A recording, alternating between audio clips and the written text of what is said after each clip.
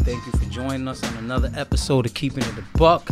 Today, man, it's a real good day. As you can see, I'm wearing a Livin t-shirt because I got, some of the founders, some of the people that helped build that program in the building, man. And Livin was a subject we felt we had to get into. Matter of fact, before I get into that, let me just make some corrections because I want everybody to know that I am approachable and you can correct me when I'm wrong. So first thing I want to correct is that I said last week that Vito coached at Bosco.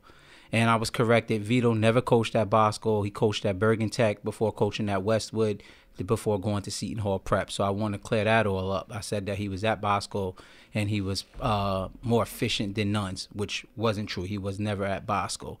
Also, I got, I had a call from one of the coaches at Paramus Catholic that wanted to correct me when I said Sabella took a team that only had 3 wins and took it to the state championship. And they wanted me to be clear in the fact that Sabella inherited a team that had over 20 or 30 seniors. The year before that, although they had a talented team, they brought in a bunch of new coaches when Partridge departed. They had 16 new starters, new defensive coordinator, and a bunch of transfers. So they didn't gel, and it's just about just around the time of the 2016 season, they were pulling it together. Those kids that was on the 2016 team was also on the 2015 team, and they learned a lot, and they were more cohesive. So, that's what they attribute that 3-7 season to, Also, I got a call from Mr. Whitehead, who's the current Paramus Catholic coach, and he wanted to clear some things up with me. I was wrong about his record. I believe his record. I said his record was 20-28, and it was actually 21-20. Also, he wanted to make sure that I understood that a great part of those losses came, in the era of Toll's dominance, where he had all of the Division I athletes. And Bosco was rolling in with about 18 D1 players, and Whitehead at that point only had 2 Division I AA kids. He felt like he wasn't, getting the type of kids he would need to beat Bosco. He also wanted me to know, which I felt was very important, because this is a big part of the reason why I said I had preferred someone else, that he's not just the English teacher that's coaching.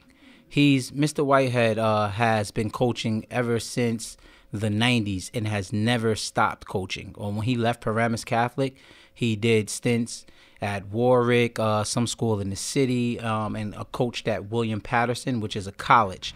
So he has a lot of football knowledge. He also wanted me to point out that he coached Greg Russo and Chris Partridge, who, are the builders of this whole Livin thing.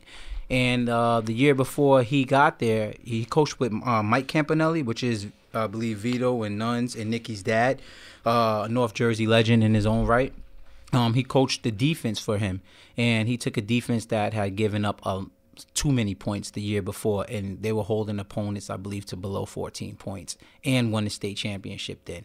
So this guy, assured me that he knows his X's and O's. His main concern is just keeping his sophomore class, which is his rising sophomore class, which is a very talented class. You had Christian Abraham or Abramson. What is it? Abraham, a.k.a. Big Dog.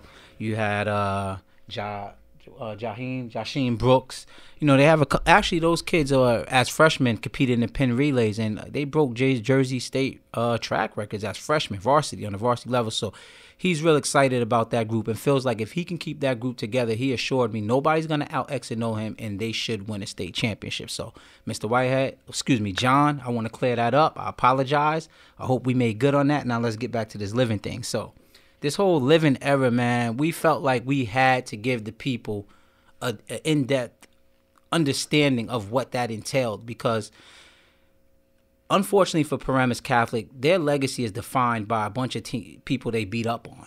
And we felt that was unfair for them. That's unfair for some of the kids who won state championships and brought a community together. That's unfair for some of the coaches who interview for other jobs and kind of have the success of that time hung over their head as if, it's a stain. And that's definitely not what it is. I actually got in touch with, some former players that played that we're not interviewing today, just to get their take on what that whole Livin era was like for them. And I interviewed one of my favorite players from that team. Some y'all might know him as what they call them, Slim Reaper, Joe Bacchus, And I asked him, for one, he was never a big time kid coming in there, blue collar, all hard work, everything he got, he earned. And I asked him, I said, is there anything that you feel people need to know about that era? Because, you guys did some great things and you get a bad rap. And I'm going to read to, what his opinion is. He said, I feel like we was targeted, because of our meteoric rise to New Jersey dominance. Our team also looked demographically different than other teams. He said, you had a lot of kids coming from tough areas. He said, trying to do something for their lives rather than the streets. He said, myself, as a person, I never grew up in an area where it was either football or the streets, but I did feel like football at PC for me was a way to get to college. People hated us because we was kicking ASS. That's, I'm reading his exact words. Us as a team, we were verbally abused. We got spit on, physically. Teams did things after the play. We couldn't do or say anything back because we knew that we would be the ones that have the finger pointed at us.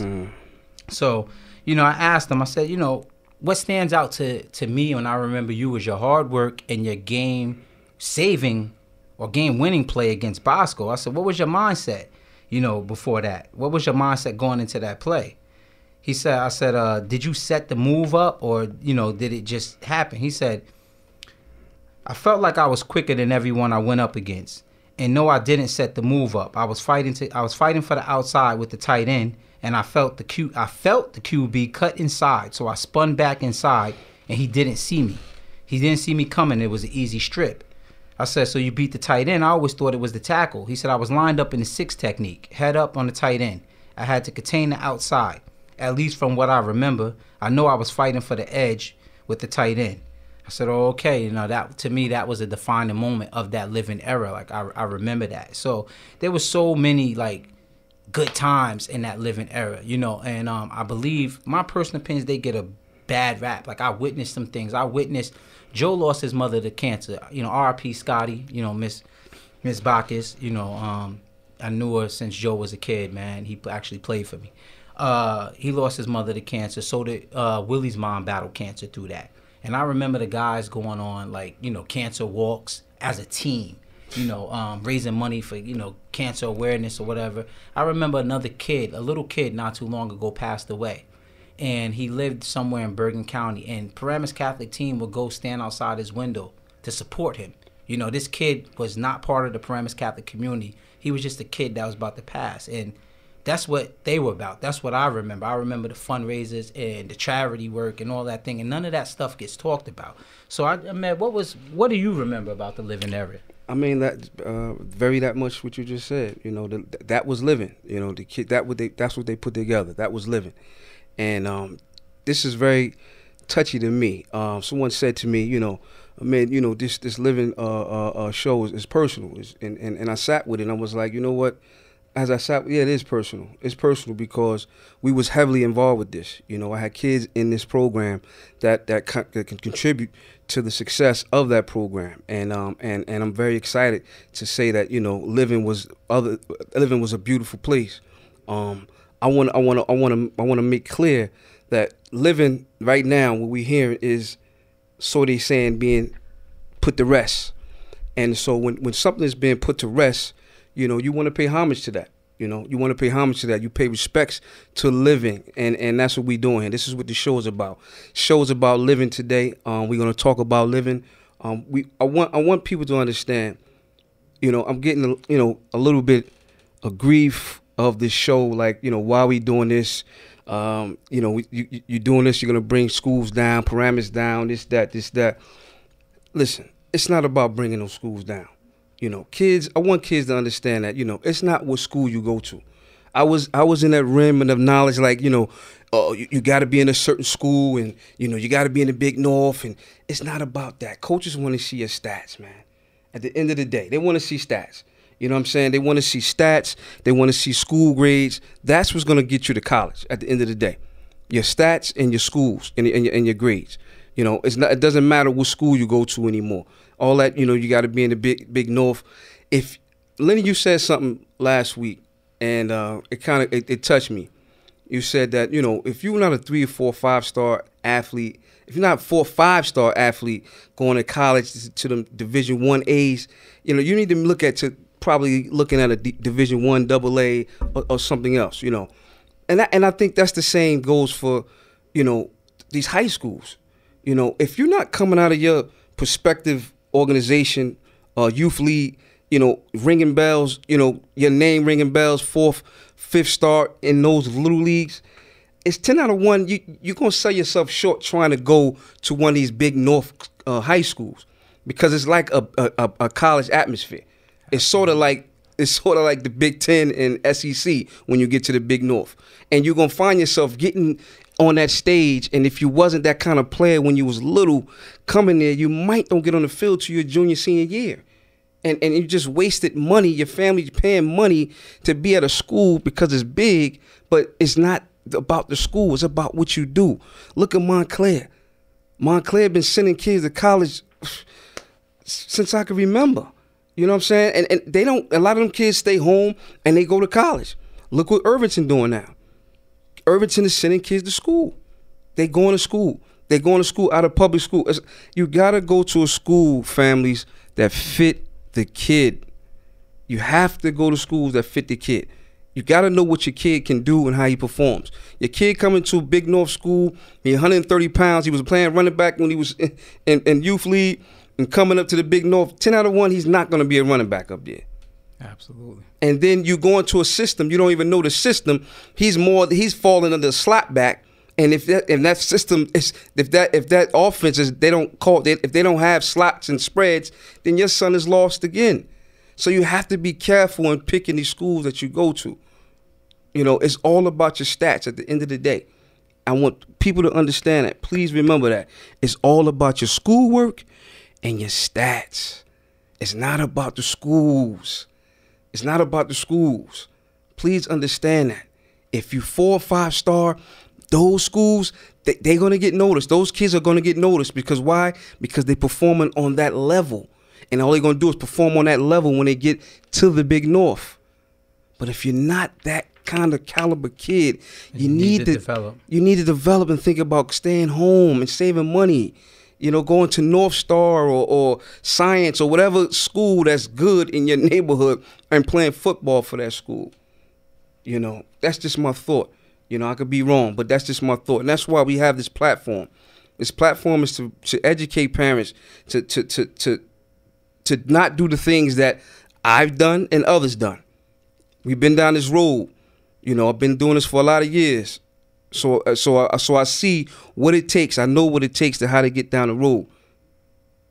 And living is today. Yeah, man. Get back to living. Yeah, you can't forget about living. No. So that's why we living today, man. You know what I'm saying? So that's why it's very important that I wanted to do this, man, because that era was beautiful, and I just wanted to be able to, bring these people here and let the families and friends know who was around that time, how the living was birthed, who were the people that created it and started it, and look at where it went. Yeah, and pay its respect, like he said, when anything dies, you pay homage to it, So it's kind of like an oxymoron that live and die, but that's where we're at right now. So we wanted to bring you into that, man, how they built that, who was a part of that, what they valued from the program, what they're doing today, man, the impact it had on them. We want to touch on all of that. So, today we got Coach Blake Costanza, who was the linebacker coach that helped out with that whole process. We got Greg Russo, who was the offensive coordinator during that time, very young, controlling one of the most potent offenses in the country. We got Marquise Watson. To me, Marquise Watson is the cornerstone of Paramus Catholic in that 2012 championship. And the reason why, I'm so glad we have him because everybody knew Jabril Pepper's name. Everybody knew that. But what a lot of people didn't know, this man laid down the law. Those dudes went as he went. When he spoke, they listened. Brill was the flash and the glamour and all that, but Marquise commanded Jabril's attention too because Marquise was a gladiator. When I watched that when he graduated, I didn't think they would repeat because I'm like, they're going to need a kid to step in and fill and be what he was. And I didn't see anybody from the lower grades that actually embodied those qualities. So we got Marquise here, with Greg Russo, with Blake. Who else is in the building? Greg, Marquise, Billy Ray. And Billy Ray Mitchell also. One of the major cornerstones for that. He wrote a real deep piece on the whole Livin era. He played center, offensive tackle. He went to 4-year scholarship at Virginia Tech. Recently just graduated. Congratulations on that. Yeah, man, I'm ready to get him in here, man. Let's invite them brothers in. Yeah, let's invite them in, man.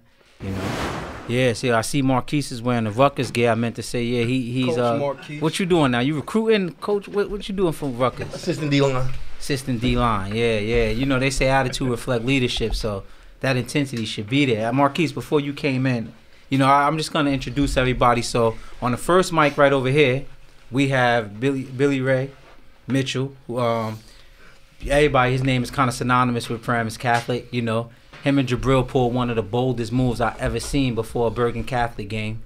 The picture. Oh, yeah, the picture. Where was y'all? You went to the Bergen Catholic. We're not even gonna get into it. But they took a picture on the campus, man, and then went there the next day and showed out and backed that up. We got Coach Blake, linebacker coach, former 49ers. He helped coin this whole Livin mantra. We got Coach Russo, like I was saying, he's the last guy right here, one of the youngest OCs in that time, right? He was like putting up the most numbers, And we got, Marquise Watson, the one I just spoke about before we came, and I was telling him, Marquise, like, you were my favorite player on the 2010 team. And a lot of people knew about you, but nationally, it was like Jabril's team. And what a lot of people didn't know is, like, you were the law. You set the tone. Those dudes rolled behind you. Like when you guys lost to Bergen Catholic, y'all made the adjustment. This man, right? They put you in the backfield going for the next game. And, when you graduated, I felt like Paramus Catholic wouldn't repeat because I couldn't see a kid that can fill that void to command everybody's attention and have them believe. Like Jabril just do what he does. He can do what he does. But I see you made people believe. You played like your hair was on fire. Not only that, when I saw you transfer there, I knew you was going to be a problem because I had experience with you that you don't even know anything about this. One of my kids was a kid that's from my neighborhood. He was the tailback at St. Joe's. He later ended up being a wide receiver that, went on to college to play wide receiver. He's, he's in the pros right now. He's with the Los Angeles Rams. But Ricky June was the tailback. And this kid, whenever he took the outside, it was over. He was a freshman. He was standing about 6'2", probably about 195, which is a big kid. Marquise, you was playing DN for St. Peter's. Augie was the freshman coach. We come out there to see Ricky get busy. You shut a whole side of the field down. I'll never forget that. Augie said, I can't run over there. We're going to have to do everything we doing going this way. Wherever they put this kid, we going the opposite way. So when I saw you was with Paramus Catholic, that's what I remembered about you. I was surprised to see you at linebacker, but I remembered that's the defensive end. So again, man, thank y'all for coming on, man. Ahmed and I was just talking about, we feel like Livin was one of the most polarizing movements in recent history in North Jersey. And unfortunately, Livin was defined by the people you beat up on. And if you look for your enemies to define you, man, you'd be surprised how you're not gonna be defined in the best way. And I think some great things came out of there. We spoke about the charities you did. One of the things that touched my heart, I don't even know the kid's name to this day. There was a young kid dying of cancer or something. You remember this guy? And your team would go and stand outside his window just to give him support and encouragement. And that's dear to me, because that cancer thing is real serious and near and dear to my heart. So your charities, I said, you had Willie Hansen, Joe Bacchus' mother, R.I.P. Scotty died of cancer. We did the walk for them, I remember. Yep. Yes, and don't grab the mic, man, and talk into that. So you can pull that to you. Yeah. So first time Russo's on the radio. Yeah, so Joe Baca's mother passed, and what'd you guys do when Joe Baca's mom passed? Well, she passed when he was in college. I mean, in high school, he used to leave early. I remember on Fridays, we'd let him leave because he'd take his mom to chemo. So he wouldn't go through walkthroughs most of the time, but he had a really good reason. I mean, he was taking his mom to chemo every Friday, and he did that. And that's one of those things where if you just have a rule, players got to be able to walk through. That could be a problem for a program if we just told them. But we knew the kids, we knew what he was going through, we knew what he was trying to do. We knew he didn't want to miss practice, right? But that's more important. Your family's more important. Mm-hmm. So I mean, he did that every walkthrough before every game of that whole season, and he played unbelievably. And he's a great kid. His mom passed when he was in college. Okay. And a lot of us were at the service, and he's a great kid and a great player. I mean, I don't know if you guys remember, he made some huge plays. He saved us in a Bosco game. Mm-hmm. 180 pounds playing DN in the Big North, complete stud. And we had some guys that were big time Division I players. He probably made the most plays. Honestly, I mean, he was the guy that really, I thought, kind of set the tone for everybody. And your average person watching Jersey football, they're not going to probably talk about Joe Backus, but as a coach, I remember every single one of those kids, and that's why, I mean, it means a lot to me because I love all those kids. I mean, they all still mean a lot to me. So one of the things we was talking about Livin, I know Billy Ray, you recently wrote a piece on Livin. Can you bring us into your mind why you felt that piece needed to be written? What was it about? Give a reference to where we can find it if they hadn't read it. Talk about that. So basically, it was just such a.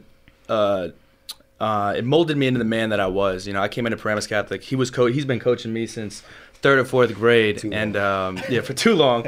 So it was just a bunch of people coming together, helping each other out, helping each other pick each other up and get to where we wanted to be. You had people from different races, different religions, different creeds, different upbringings and households, and everybody's mindset wasn't just, we're going to win on Saturday. It's, we're going to be successful in college. We're going to be successful as adults, as husbands, as fathers. So we all just took it upon ourselves to uplift each other and make each other be the best versions of ourselves. And it was such a special time that I felt like somebody had to document it and go out and reach back to everybody that was a part of it. Unfortunately, I wasn't able to get everybody. It took me a long time to put it together. It's on my website, amateurauthorco.com. Slow down. Give him that again. amateurauthorco.com. He said he wasn't going to plug it before he came in. I'm not going to let you. If you're going to give me the opportunity to plug it, I'm going to plug it. So, but yeah, I mean, it's just it was just a special time. It wasn't, like I said, another opportunity was Terrence Harris's father passed away when we were all there, and the brother. I mean, every single player was at that church when that happened. I want to speak about that brotherhood. You spoke about people of all backgrounds, racial backgrounds, religious backgrounds coming together. And that's one of the things that I think is really downplayed in the Livin era. I can remember going over to Mr. Vincey's. Shout out Mr. Vincey, Sausage's dad. Okay. And half of the team would be at your house in the pool. Right. You guys were always together. Yeah. I don't know the demographics of Westwood, but I know they must have thought the black people didn't just moved over and took over. Because half of them would be in Billy Ray's pool, and the other half would be in Gavin's house. Mm-hmm. And you guys were always together. Mm-hmm. And I think, personally, that's what got y'all over the hump in those Bosco games. Right. And the tough, drag them down, 1-point games, is that y'all didn't play for the coach. I know y'all loved Russo and Partridge and all that, but y'all played for each other. I remember one of the things, Joe Backus gets the strip. You guys get the ball. This is after, I think you graduated. It's a year after me, yeah. And what I remember is Jamad Thomas on the sideline. Joe Backus gets the strip, and he says, I think we about to do it. And then the receiver, you call the same play that for some reason just works all the time. No, it wasn't Don. Marquise Spence catches the pass, and I remember Jamad Thomas breaks out in tears we did it, yo. We did. I'll never forget that. And it's just he's sitting up there broke up, and it's the happiest moment of his life. And I think that bond that y'all had was special. I've been around a lot of teams. Everybody knows I'm around Joe's all the time, and Carthage had really family orientated program, but the bond you guys had, and I don't know if it's because y'all all felt y'all had something to prove, or just a lot of you were there when it was ass kicking city? You know, like I remember Russo, our first time I met you guys was up at Bosco. I think y'all got drilled like 40. Jabril was on the other side, and he was talking crazy, and he was walking it like he talk it. And I remember Partridge sat down, and I went over there just to hear, like, what do you say to these kids right now? And this is Shanley was a sophomore this year. Najee was a freshman. That was my first year as EOC. I remember it. Okay, he pointed to that scoreboard and said, "You see that? This is the last time. This is not happening." And I'm looking, I'm like, you must have, where you been for the last 10 years? This is normal. This is what Bosco does. And, you know, I think that those experiences for y'all paid his dividends. So, you know, Billy Ray, he wrote, what do you call that pretty much? I just wanted to, at first I was just going to write it and do it in my own words, and then I sent an email to Coach Partridge. He sent me something back, and then I texted Tyrone, and then Nick texted me and was like, "Why are you asking Tyrone You gotta tell the viewers who Tyrone is, who Nick is, because... Well, different players from my class, and then I decided to go as far as up to my brother's class up in, he graduated in 2016, I believe. So just kind of getting their opinions on what the program was like, and then also looking into where they've gone since the program. I mean, it hasn't just ended from high school. I mean, you look at some of these individuals and where they are now. I mean, this program really catapulted them and prepared them for success at whatever they're going to do in their life. Like, I can truthfully, honestly say that without this program, the coaches and the teammates that I had, I wouldn't have gotten to where I am now. So it's been a blessing for me, my family, and all my teammates. So, I mean, I want to make sure everybody gets a chance to make sure you know who they are. We have Coach Blake here, who, what was you, Paramus Catholic coach for 2 days? I think it was like Full of mic. I think it was like 4 months. Yeah, so 4 months, you know, but it was a long 4 months. Let me tell you that much. Yeah, man, he had a lot going on. So Blake was always just there, like, you know, he'd work out in the summers, and then he'd go and, you know, you were still playing football. You come and work with the linebackers. He actually took over for about 4 months when Partridge left, and then decided to go pursue football again. So, you know, we have him here because, to my understanding, it was you in a workout with Partridge that came up with this living thing. I mean, you could call it a workout. I think it was about 4 a.m. on like a Saturday night, and we drank a lot. I mean, and that's how it kind of came up. That's like that's a crazy thing about all of the coaches, that we were all friends. You know what I mean? And you know, the way they care about each other as friends is how they cared about these kids. And the whole living thing was just like a spur of the moment thing. We were sitting there talking. I think Partridge had taken the job, and you know, we were like, hey, what can we give these kids that's bigger than themselves? And like I said, we got kids from all walks of life, which is the beautiful thing about sports is that they come together for a common goal. And we wanted something for them to come together with. And we're like, maybe we can just come up with a saying that, you know, whatever situation they're in, they can say living, and living will kind of snap them into, hey, let me make the right decision, right? Let me think about my teammates. Let me work hard in this next rep. And it was as simple as that. Like, hey, how can we get them to come up with something they could say in a snap of a second to say, hey, live for my teammates. You know what I mean? It was as simple as that. And he was trying to look for something to bring all these kids together. And that's what it kind of was. And like, we kind of introduced to the team, and it kind of took off, man. And like you said, I think the goal as a coach and educator, anybody that works with children, is to reach them far beyond whether it be the field, the classroom, whatever, but in their lives going forward. I mean, I don't know why I work with kids if you don't have that goal in mind. And all the coaches that we coach with, they cared about these kids' futures. It wasn't about the championship. The championships, the next game, that was important, but it was molding these kids that they're successful in life. Because at the end of the day, the games are going to stop. I don't care who you are. You know, whether you could coach, you can't even coach forever. So all those things are going to stop. So when that game stops, who are you going to be as a person? Because you're going to have to be a successful business guy. You're going to have to be a successful father, brother, whatever it may be. And that's what the coaches really did it for. And I feel like that was their number one goal. And the winning comes with that. And I think the kids saw that too. And they took all the other things, like working out, doing the right thing, going to school, getting grades, and they focus on that, and the winning just comes. That's the beautiful thing about it. It wasn't always about, oh, let's win the game, let's do this. It was all the other things that piled on, and the winning just kind of came from it. So it started off just like, hey, what could we come up with that, you know, that could bring these kids together? And it turned into something that, like I said, I have a tattoo on me. Some guys have a tattoo on because it's a way of life. And, you know, like I said, I've been on a lot of teams. I've been with some of the greatest athletes in the world. And I could say I've never seen a closer group of guys than that PC squads all those years. And it wasn't about anything else. It was just about they were all selfless for each other, and it was about something bigger than themselves. And I think that's a beautiful thing about it. When you was there, what position did you coach with the kids there? So when I was there, I used to come in the summer when I was still playing. I would help out the linebackers and, you know, kind of wherever I could. But I mostly stick with the linebackers. Chris would come. I lived with Chris, so that was another thing. I lived with him for 7 years when I played. So he had a blackboard in his living room, like a dry erase board. So we didn't even get a chance. We were either talking about football, playing football, and the thing, or like that was it. You know what I mean? So he was constantly, his mind was constantly going. And like I said, Greg was right there with him, and yeah, I just kind of helped out wherever he could. And when I came back and Chris decided like he was gonna move on, you know, I was like, damn man, we gotta leave these kids with something. We can't just do it. So that's when I was injured. I kind of took a job I didn't want to do for kids, and then it kind of just spiraled. Like, damn, maybe I wasn't done playing. You know what I mean? And that truly bothers me that happened.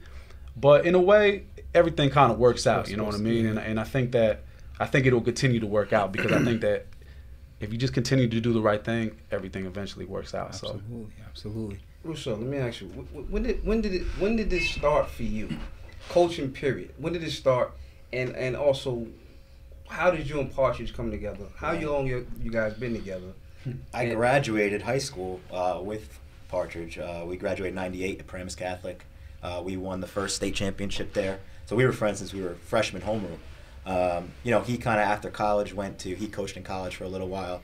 I was working in finance and I was coaching little kids. I mean, that's where I know Billy Ray from. So it's a small, crazy like story, but like third grade, I was his first football coach, and I coached him from third grade all the way through seniors. So Billy Ray, I don't know how you did it. I played against, you know, Tyrone Washington and Stink Harrison and Keon Washington. They were in that league. So basically, you just took them and made a little all-star Let's all team. come down. No, So, well, but it just worked out. We didn't have a plan of going to high school. Like, you know, Partridge was at Citadel and coached at Lafayette. Coached him at Lafayette. I played with him at Lafayette. So that's how, Lafayette. like, He coached me. Wow. So he came home to run a recruiting business, and he's a hell of a recruiter. He recruited me to come do a recruiting business with him. I left my finance job to do this thing, and then I recruited him to come coach Pee-wees with me.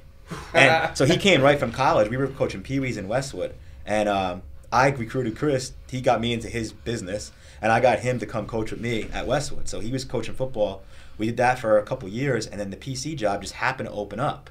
And the climate then is way different than now. Like, I mean, you guys hit on some of it. It was like Bosco here, everyone else, and then PC wasn't even on the map. Like PC DePaul was trying to get out of playing those teams. Right. So it wasn't like this big job like it is now when it opens. Like, I don't know how many people applied, but you know, Chris was able to get that job, and we had just started a company. He's like, I got to try to get this job. I was like, all right, cool. He's like, you're coming with me. I'm like, okay, like we just started this company, but okay, let's do it. Like, you know, living, I guess, right? Like, let's go. So we went in and went back and started to do it. And it was like a pretty big mountain at the time. Like, people were like, you know, you're never going to be Bosco. It's never going to happen here. This school's not a football school. You can't do it here. Mm-hmm. And, you know, we were like, yeah, we can. How was it when you first did that? It was scary. What did you feel like when you first win against Bosco? I was so out of the high school game when I got there. I didn't realize that when I was in high school, like, Bosco was a nothing. Like, you know, we played Bosco, we beat them. Like, they were decent, but not like this national power.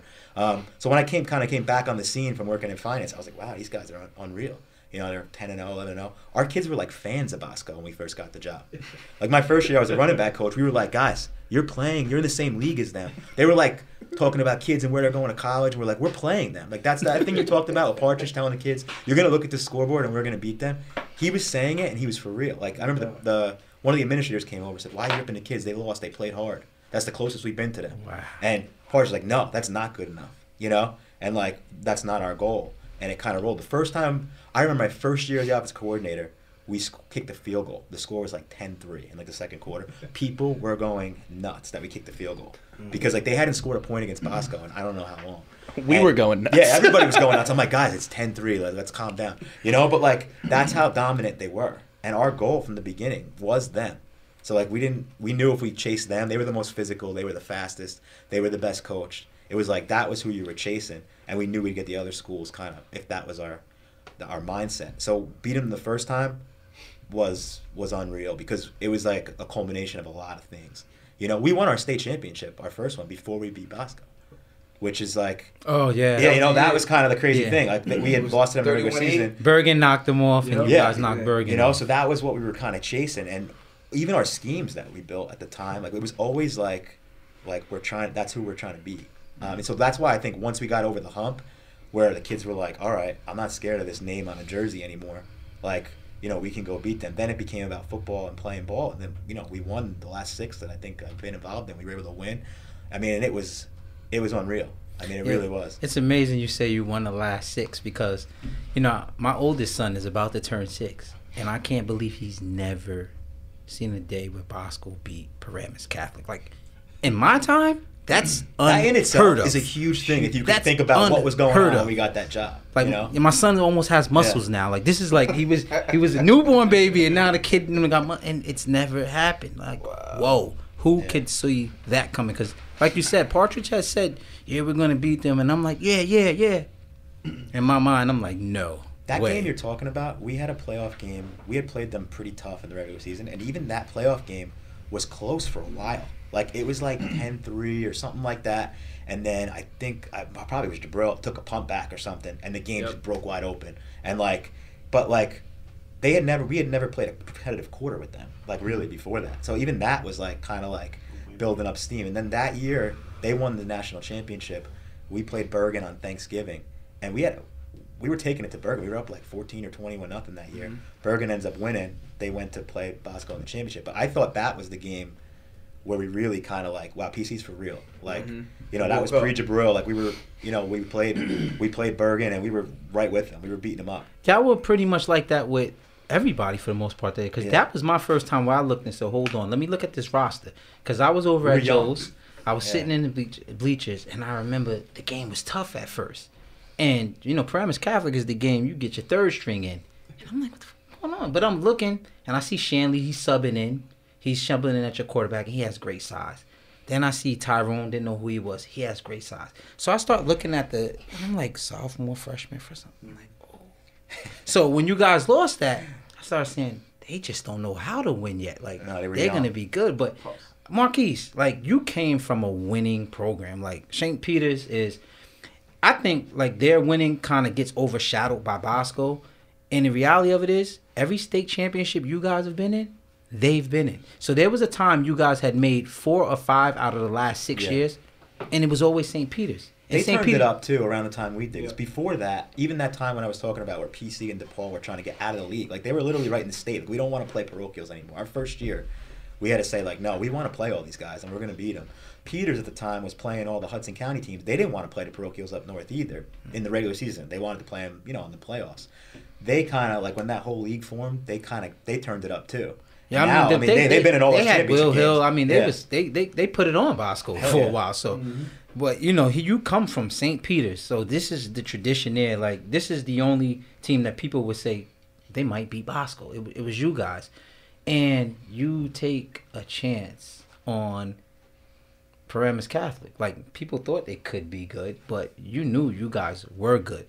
What was that like? Like, what was your mind state? What was your friends telling you? Like, because I know you heard you're crazy. I know you had to hear that. So when I was figuring out what school I was going to go to, because I was going to leave, the first person that honestly called me was Jabril. Seriously. And he was like, you got to come to PC. And I went and I saw the school. So you didn't think like you're bugging. And I'm going to be honest. The first thing that sold me and my father, we going to the school, and the first thing that sold me was the girls. When you walk into a private school like Paramus Catholic, and you walk through the door and you see attractive females, you're like, I didn't have this. For the last 3 years. I mean, I was seeing this whole room, a bunch of dudes every day, you know what I mean? For a bunch of different races of a bunch of different dudes, and that's not a problem, but it's just different when you walk in PC and you see females. I think that was really a lot of the kids though undervalued, because people would say, "Oh, they're recruiting our kids and they're getting them to come." And I'm like, first of all, what is PC's selling point to steal your kid? Hey, come to us. We're the perennial basement dwellers, but you should come here. And I'm like, they don't got money. It's not like they're saying, "Hey, I'm gonna give you 10,000 under the table. Go buy yourself a car." I'm like, people really underestimate the value of a private institution with like a public feel. You know, you go in there and you're seeing people from Inglewood, Hackensack, Teaneck, Westwood, Essex County, all over it, Rockland County, and these are all new faces. And I mean, like, these are some beautiful people here, and these are young men. You know, and now, okay, so Paramus Catholic gets over the hump and they win. And then you're wondering why kids want to go there. Well, now there's no reason not to go there. It's the cheapest school. They have girls. Then again, that living thing was like really, really cool. When I say cool, like that was the smoke thing was the illest thing I saw in a long time. It was swagged up. Like I used to get goosebumps watching y'all come out. Like it was crazy. I mean, it really started like what you were talking about. What did you tell kids? I think that's kind of why the kids that we got, they had a little edge to them because they were confident enough to come somewhere where it wasn't big yet. Like your first couple kids that went to Bosco, like when I first got there, Levy and those guys, like they really said it. Everybody Marcus else is like, Liverpool. "Oh, I want to be on a national program. This is where I got to go." We told a lot of kids, like, you know, when they were shopping schools and coming around, it was like, if you're so good, why don't you come here and you make that yours? So the kids that we got, they were also there, and their families too, were confident in what we were doing. They loved the school, obviously, and they believed that, you know, they trusted the people and the coaches that were going to be around their kids and thought that we can do the same thing.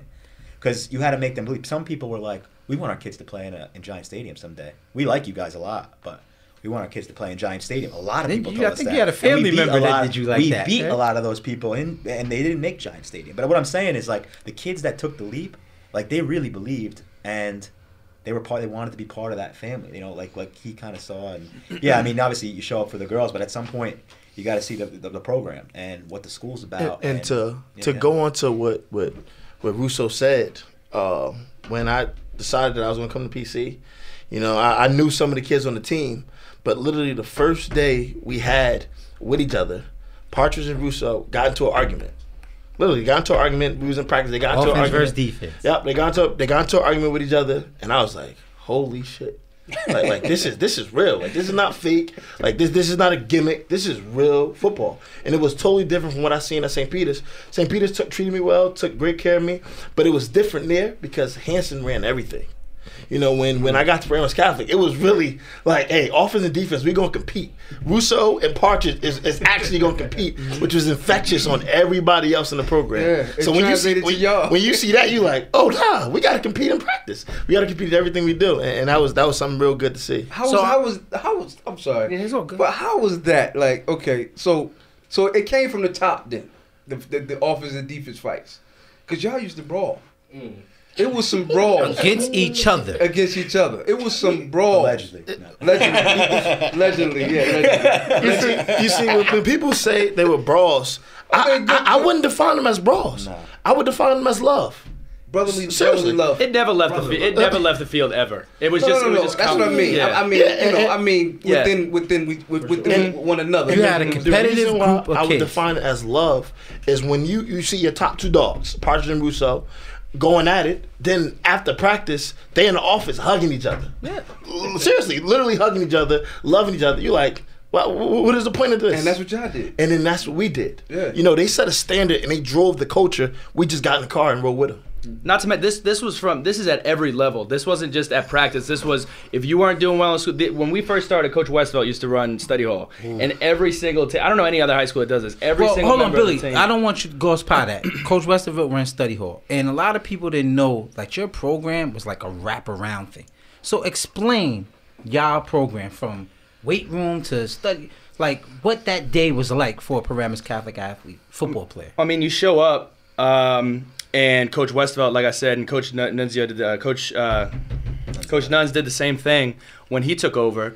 Is you had a diet, you knew what you were going to eat, you knew your body fat, you knew, How much did you weigh? How much did you weigh when you came into Paramus My Catholic? first game I ever played at Paramus Catholic, I was 215. And You played tackle. I played tackle at 215 pounds against Louisiana from Delaware, and then when I left Paramus Catholic, I was 285. okay, so we see what that diet and that workout. So I mean, everything was very well thought out. Whether it was making sure you're spending specific hours studying your school, whether it was what are you eating at lunchtime, whether it was how much sleep are you getting. I mean, everything was set up. I mean, we'd have before games, we'd have a meal, and it went as far as parents, like Mrs. Shanley, Mrs. Spearman, my father, Mr. Mitchell. Everybody was pitching in doing to make sure the kids had the best opportunity to be the best that they could do. I mean, it was just it was school. After school, you had study hall. After study hall, you had weights. After weights, you had practice. And then after that, if you had any energy to do anything else, you did that. It was literally like a college program. It was literally like a college program. Okay. But speaking on that, though, Billy, what I did want to ask you is, how did you guys treat the young kids, like the rising ninth graders or the ninth graders when you were a senior? The best example I can provide for you is we had this kid named Pup. And he came in, couldn't, came in, didn't take academics very seriously, didn't take anything very seriously. And it was not, if you don't do this, we're gonna punch you in the face. If you don't do this, we're gonna mess you. I mean, it was literally like everybody just made sure everybody was handling their business. Everybody made sure they were in class. Everybody made sure they were doing what they had to do to be successful. Everybody held each other accountable, trying to make sure that everybody was doing what they had to do. It was never a bullying thing. It was never the freshmen and the seniors were literally hand in hand because it was in everyone's best interest. When I left the school, I came back for games because I wanted to see the kids that were younger than me. I wanted to see them succeed. At that, when Joe Backus had that strip sack, I was there. When they, I came back as much as I could. I would finish my practice. I didn't travel for games my freshman year. I'd walk through on Friday. I'd get in my car. I'd drive to the game, watch the game, sleep at my house, and drive back for the film after our college game on Sunday. Because I wanted to see the young guys succeed. So everybody just wanted to see everybody do well and enjoy the program the same way we did. That's all we really wanted. What school you graduated from? Virginia Tech. I just graduated 2 weeks ago. Congrats on that. Thank you. Congrats Thank on you. that. Beautiful. All right. So what I'm really trying to find out is, because I as we stated before you got in, there's like this bad rap that goes around Livin, and I couldn't figure it out. One thing that I definitely noticed is the way you guys went everywhere together. And when I say everywhere together, if I saw you when you was a senior, I see freshmen like Nooney and Aaron and those guys around you guys. I never heard of any type of altercations with the older guys and the younger guys. Mm-hmm. Why is that? Like, was there confrontations? Like, what was the culture? I mean, when you, I don't want to take this question by myself, but when you came in, like, everybody came in because they wanted to be a part of what they saw on the field. And then when they got into the program, they realized the reason the way that it is on the field is the way that they carry themselves, is the way that the coaches coach them, is the way that the players police themselves. I mean, we didn't just go out there and we're just more talented than everybody else. We had talent, but the Big North was full of talent. John Germano was a hell of a football player. Mark Fasadi. I mean, you had talent everywhere. Al-Quadin Muhammad. I mean, it just came down to what team was really a family. And like you said, everybody hanging out. I think when we all would go to my house and play basketball for 12 hours on an off day, or we would all go do a walk for charity. To the shore. Exactly. That's what brought us all together. I mean, that's why you guys would never go home. I mean, that's the other thing. Yeah. You'd be there all day. Yeah. I mean, and I think it really started like coaches and spent a lot of time with players and their families, like even just kind of when they were coming in.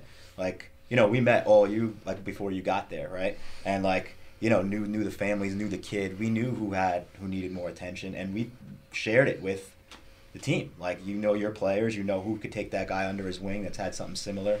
Like, hey, Marquise, this kid's, from your area or whatever. He wants to play back or like you someday. Like, take this kid under your wing. Like, we made them part of it. Not like, hey, you're going to do this because we told you. We're going to explain, like, why we think this is important as a program and how you can help this kid. Like, pay it forward, Mm-hmm. And it kind of goes with the whole Livin thing. It's like, you're going to do whatever you're doing to the best of your ability, whether that's a test, whether that's helping another teammate, whether that's, like he talked about some of the study halls. We had some kids that were real smart.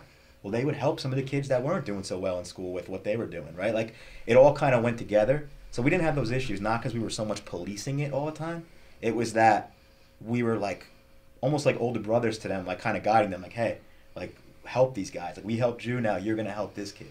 So, yes. I appreciate this kid right here, this brother right here, Marquise, was being that big brother to my son. Appreciate that. What I he was doing that in college, right? Like, even when he was gone, he was still doing the same thing. Hey, and I was just about, for you talking about Marquise, in my entire life, I played with Hall of Fame dudes. I've never seen a better leader than this guy. And I say with all my heart. That was my next question. And I when did you guys notice him as the transfer, basically a senior, was gonna come in here and assume the responsibility of being the leader? The day he got there. What said that? Like, you know, because I know you got to take it usually. So what said that? Y'all had some fierce voices around y'all. Could you even describe though? I mean, you know when someone walks in the room and they just got a presence to them? 100%. It's just like I feel like you can't put like a definition of a leader. People just know who the leaders are. I remember there was a quote one time where like, "Hey, leaders aren't elected; they step forward." You know what I mean? And when certain people just walk in a room, bro, they're special, and you don't meet those people too many times in life. And fortunately, at PC, there was a lot of special people, man. You talk about Coach Partridge, and Coach Russo doesn't get a lot of credit, and like he doesn't want credit, but everything that Coach Partridge was doing, Coach Russo was right there with him. You know what I mean? And they're that special, and Marquise is just like that. And I'm glad that he's at college right now, and I'm glad that he's going to be able to affect a lot of young men because this is where he's going to be.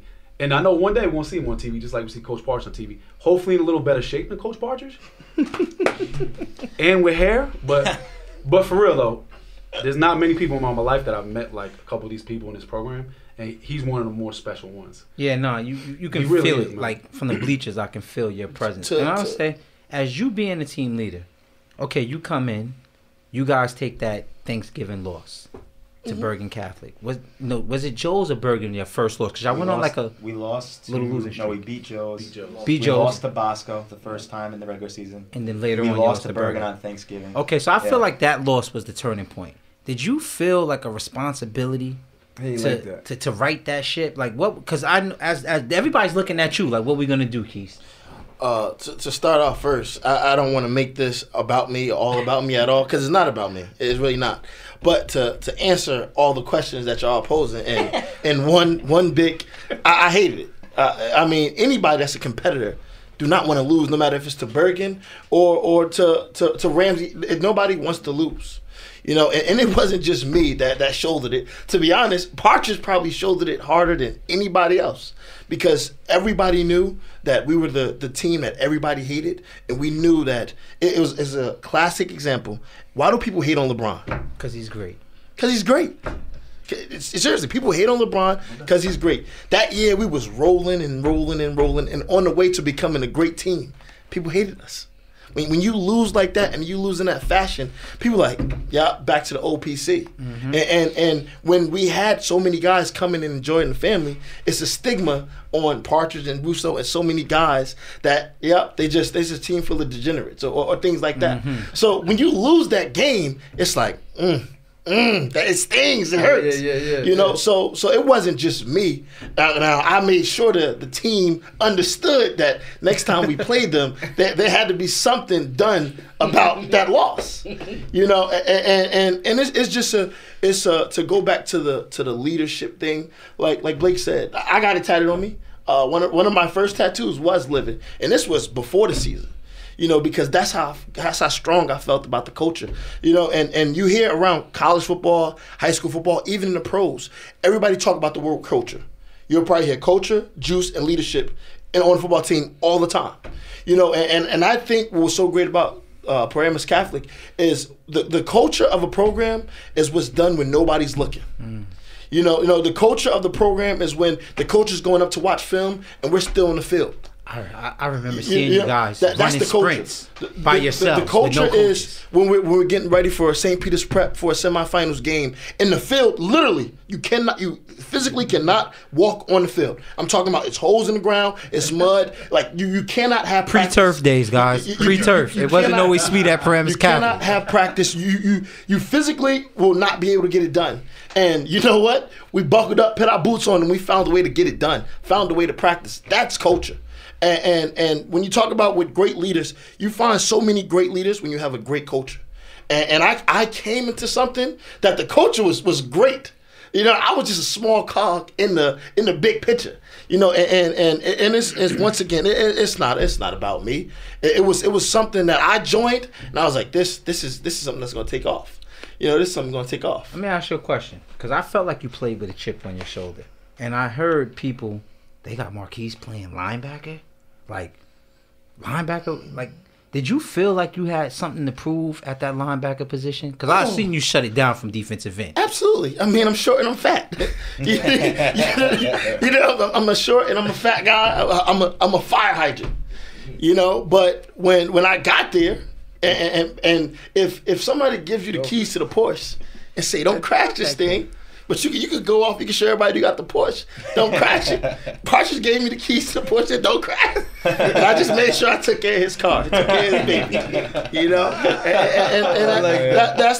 But yes, I had a chip on my shoulder. I had a chip on my shoulder my whole life, just like probably everybody else that was on Paramus Catholic staff. When you really think about it. We was a bunch of guys, 1AA guys, Blake, Lafayette College to the NFL, chip on the shoulder. Greg Russo, Monmouth University, chip on the shoulder, 1AA guy. Really think about it. We was a staff that had chips on our shoulder. People said we were coaching Pee-wees before, and now you're coaching. Yeah, that's what I was about to ask you. Like, how did that feel going from Pop Warner to high school? And how old were you when you started coaching at PC? I don't know. I must have been like mid-20s, and I was the running back coach my first year, and then they just like made me the coordinator the next year, and I was like, whoa. And so you was in your mid-20s when you became the offensive coordinator. Yeah. And I feel like that was the hardest thing, in my opinion, because that was my stereotype of you. My stereotype is, look at this kid.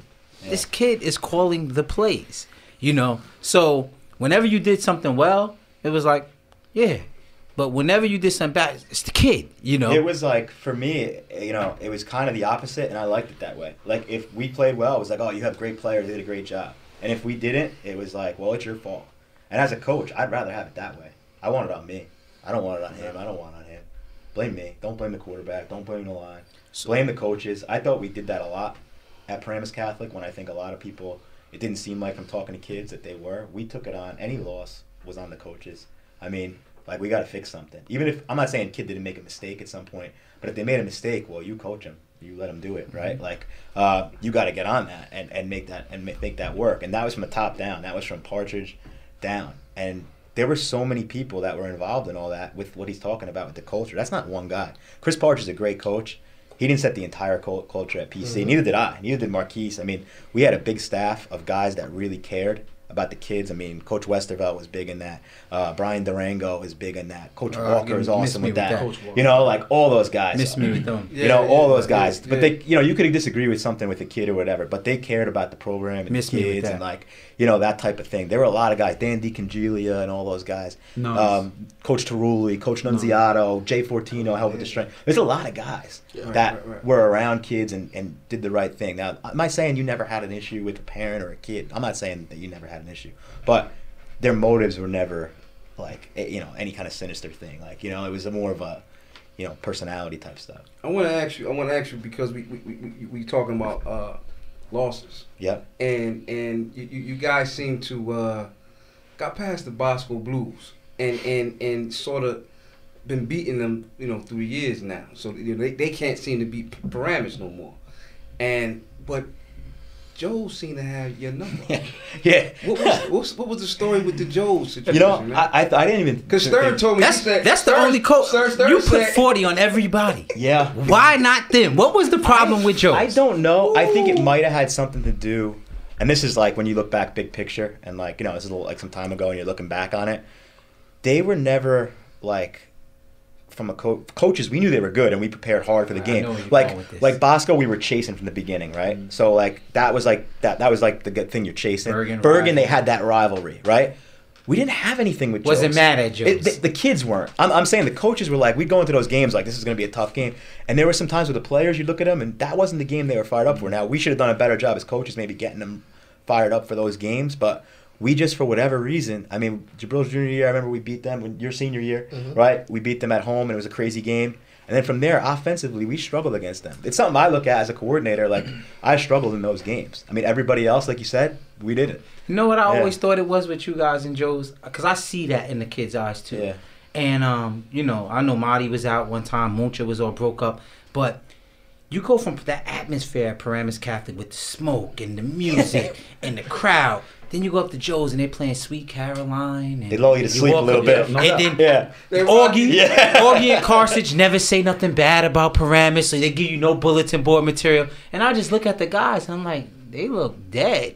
And then you get beat like they're dead. They would. I remember they were at all our games all the time, man. They were at all our games. I remember they'd be like, and they played it like it was a big thing credit, for them. bro. They had a great scheme. Yeah, hell they yeah. play simple. Kids play fast. They really do, man. They were tough too. Yeah, they were tough. They were tough. They always have team. been, man. And you got to give credit where credit's due, man. Yeah, yeah, because Stern said Paramus Catholic will never beat them or whatever. So. Oh yeah. They took well, that it's easy hard. to say when we're all. But I got a feeling that y'all gonna resurface, man. I got a feeling that y'all gonna resurface, man. And I like to see y'all resurface at another place because I think that with you learn some things on that that road. You're older now. You know what I think too, man, because they were in the group lower. When they played a group 14, they weren't going to see in the finals. They played it like this is our only shot. We got to beat them, and then we go to the finals. We won't see them in the playoffs. When you play Bosco, Bergen, you're going to see them again, likely. Peters, like it's a little different of an animal. But that probably has something to do with it too. But yeah, they did a great job. Yeah, so at this point our hour's up, man. I'd love to build with y'all more and just go into this living thing because we can go on and on about it. But one thing, a few things I noticed, man. I noticed the tightness, the family thing, the competitive drive, and I can really tell what it meant to be living. And what I like to say is, we're at a time now where I feel like the new leadership at Paramus Catholic is trying to go away from that. And I just like to say to them, like, that was something for the community, for those kids, and they enjoyed it. And no one in Paramus Catholic that was actively involved with Paramus Catholic, from parents to any alumni that was involved. Like, you got some guys that came out of the woods now. I don't know where they came from. But everyone that was on board embraced that and loved that time. The people who didn't love that time were the people who were getting drummed. And like, they had a problem with living because the way it's spelled. And they said it's unbecoming of a Catholic institution. However, you got coaches, on tape, cursing, dropping F-bombs. And their alumni don't have a problem with that. But those same alumni got a problem with living. You got, other coaches, that got chants, which none of that I have problems with because this is football, and there's a culture in football within itself as well. But, I just like to leave it at that. You cannot let, your adversaries define you because they will definitely paint the picture they want people to see of you. Like, I watched them go from it's the living and all the transfers and Jabril was a thief and then they went to Partridge's hat is turned to the back. Like, they were grabbing for anything. And I think of what Marquis said. It's kind of like with LeBron. Like, LeBron showed you he could walk on water and they say because he can't swim. And that's what was with Paramus Catholic. So, I mean, like, I want to leave our viewers with, man, I wish Paramus Catholic, and I think that, John is game to do a great job, and I wish him the best. But I also asked him to remember that those kids that was living are now alumni. They are forever a part of that school, and they care about that school. And if you're trying to disassociate yourself with living, you make sure you don't disassociate yourself with the kids that were living, because in my opinion, if you're not living, you're dying. So thanks for paying attention. Thanks for tuning in, to keeping it a buck. I appreciate you guys for coming through, and we're going to wrap it up like that.